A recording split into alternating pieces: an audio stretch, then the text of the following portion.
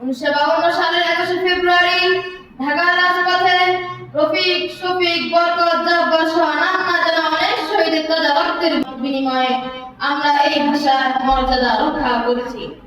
পৃথিবীর ইতিহাসে ভাষার জন্য জীবন দেওয়ার এমন নজির আর কোথাও নেই। এই আত্মত্যাগের স্বীকৃতি স্বরূপ আজ বিশ্বজুড়ে 21 ফেব্রুয়ারি আন্তর্জাতিক মাতৃভাষা দিবস হিসেবে পালিত হচ্ছে, যা পুরো বাঙালি জাতির জন্য এক পরম গৌরব। একজন মানুষের জন্য তার মাতৃভাষা চেয়ে সহজ ও সাবলীল আর কোনো ভাষা হতে পারে না।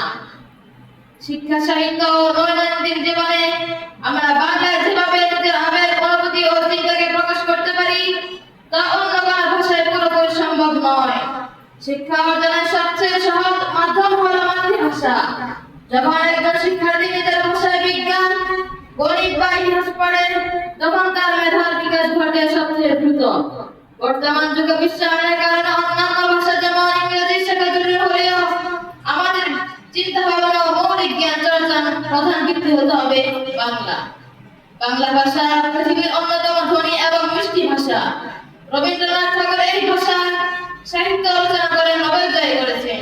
কাজী নজরুল ইসলাম, মাইকেল মধুসূদন দত্ত, জীবনানন্দ দাশের মতো মহান কবি সাহিত্যিকরা এই ভাষাকে সমৃদ্ধির এক অনন্য উচ্চতায়। দুর্ভাগ্যের বিষয়, বর্তমান প্রযুক্তির যুগে এবং পশ্চিমা সংস্কৃতির প্রভাবে আমরা অনেকেই বাংলা ভাষার সঠিক ব্যবহার থেকে দূরে সরে যাচ্ছি।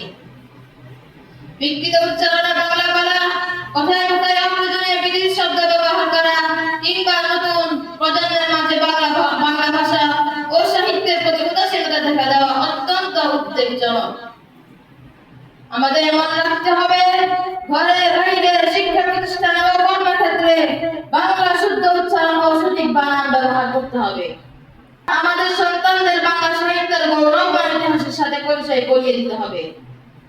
ডিজিটাল মাধ্যমে বাংলা সঠিক ও সমৃদ্ধ ব্যবহার বাড়াতে হবে। মাতৃভাষা হলো একটি জাতির মেরুদণ্ড। যে জাতি নিজের ভাষাকে সম্মান করতে জানে না, সে জাতি পৃথিবীতে মাথা উঁচু করে দাঁড়াতে পারে না। আসুন, শহীদের রক্তের মর্যাদা দিয়ে আমরা শুদ্ধ বাংলা ভাষায় কথা বলি, বাংলাকে ভালোবাসি এবং বিশ্ব দরবারে আমাদের প্রিয় মাতৃভাষাকে আরো উঁচুতে তুলে ধরি। আমি কবির ভাষায় আমার বক্তব্য শেষ করছি। মোদের গর্ব, মোদের আশা আমারই বাংলা ভাষা। ধন্যবাদ সবাইকে। আসসালামু আলাইকুম ওয়া রাহমাতুল্লাহ।